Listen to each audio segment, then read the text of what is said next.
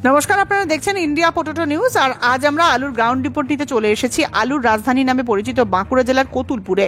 চলুন এখানকার আলু চাষি ও ব্যবসায়ীদের সঙ্গে কথা বলে জেনে নেওয়া যাক আজকের আলুর বাজারের সার্বিক পরিস্থিতি, আলু চাষের খবর।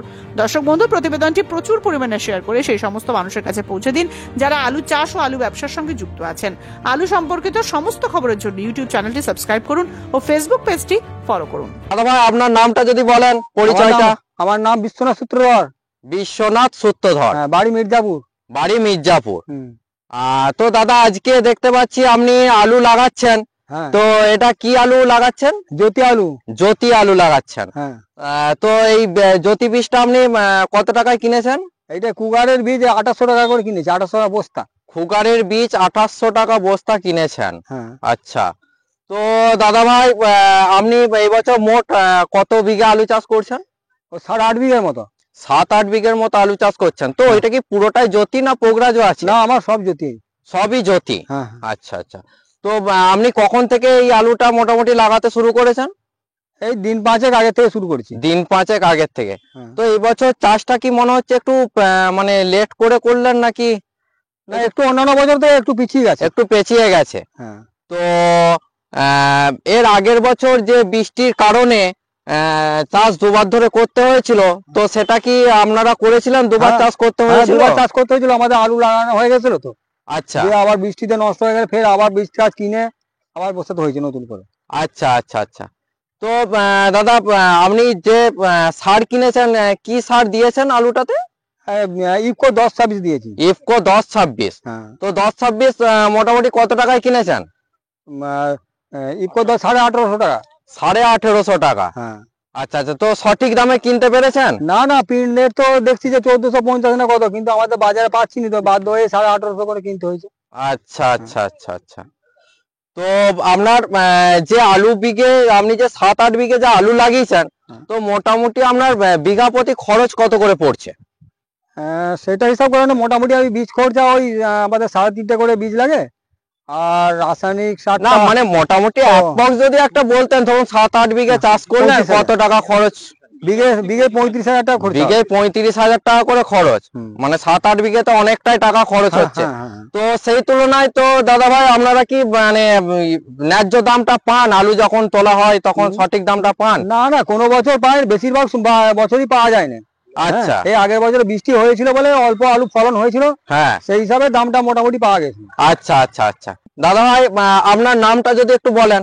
আমার নাম কাশীনাথ সূত্রধর। কাশীনাথ সূত্রধর। তো দাদা, আপনি চাষি না ব্যবসায়ী? আমরা চাষই করি। আপনারা চাষই করেন, মানে কেউ ব্যবসাদার এখানে নেই? না। আচ্ছা আচ্ছা। তো দাদা, আমি একটা জিনিস জানতে চাইবো, এই যে ধরুন বর্ডার বন্ধ, বাংলার আলু বাইরে রপ্তানি হচ্ছে না, বাইরে পাঠাতে পারছে না, বর্ডার সিল করে দিয়েছে সরকার থেকে। তো এই পরিস্থিতিতে দাঁড়িয়ে আপনি কি বলতে চান? এই পরিস্থিতিতে আমাদের আলু যদি রয়ে যায়, তাহলে নতুন আলুর আমরা দাম পাবো, খুব কম দাম হয়ে যাবে। আলু যদি বেরিয়ে যায়, তাহলে আমরা ন্যায্য দামটা পেতে পারি। আচ্ছা আচ্ছা, মানে আপনি বলতে চাইছেন এই যে এখন যে আলুটা চাষ করছেন, জ্যোতি আলুটা, মানে বাইরে যদি এই স্টোরের আলুটা যদি বেরিয়ে যায়, বাইরে যেতে পারে, তাহলে সেক্ষেত্রে আপনি দামটা পাবেন। নাহলে নচেত দাম হবে না, দাম পাওয়া যাবে না। স্টোরে আরো রয়ে গেলে দামটা পাওয়া যাবে না। আচ্ছা আচ্ছা। তো সরকার থেকে কোন রকম মানে বীমা আর এসবের সুযোগ পান? বীমা আগে ইন্স্যুরেন্স করা হতো, এখন কিন্তু সমিতি মারফতে ইন্স্যুরেন্স করেনি। ওরা বলছে এখন নিজেরা ইন্স্যুরেন্স করতে হবে, তবেই সেটা পাবে, সেটা কিন্তু পাওয়া যায়নি। আচ্ছা আচ্ছা আচ্ছা আচ্ছা। তো দাদা ভাই, আপনি বললেন যে আপনি 7-8 বিঘে আলু চাষ করেছেন এই বছর।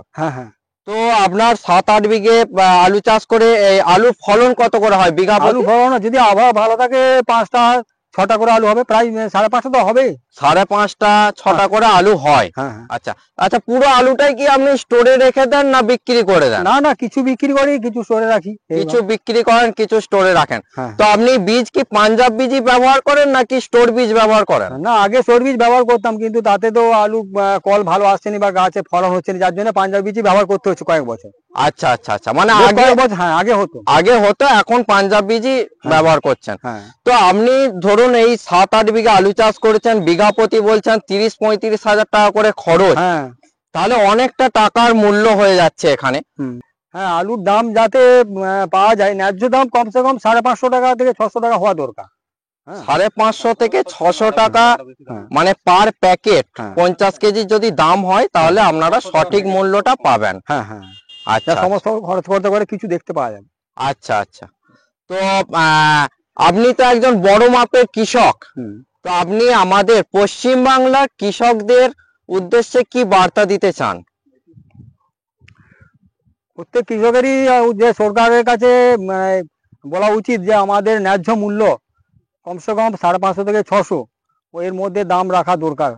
হ্যাঁ, তা না হলে চাষিরা বাঁচতে পারবেন, যা খরচ করছে তাহলে লাভ পাবেন। 35,000 টাকা যদি তার খরচা হয়, হ্যাঁ, তাহলে তাকে তো কিছু তো পেতে হবে, এত খাটাখাটালি পরিশ্রম করে।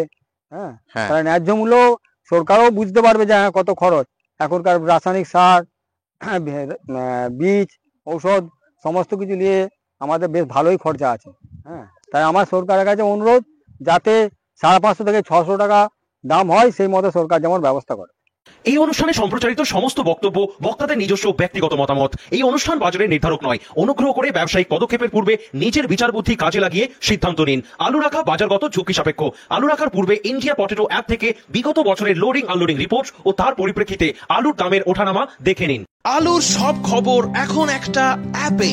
আলুর প্রাত্যহিক বাজার দর, আলুর সর্বভারতীয় বাজার দর, আলুর সকালের বাজার দর, লোডিং আনলোডিং রিপোর্ট, বিগত 10 বছরের আলুর তথ্য, সারা ভারতবর্ষের 20,000 আলু চাষী ও ব্যবসায়ীদের তথ্য এখন আপনার হাতের মুঠোয়। প্লে স্টোর থেকে আজই ডাউনলোড করুন India potato market rate app.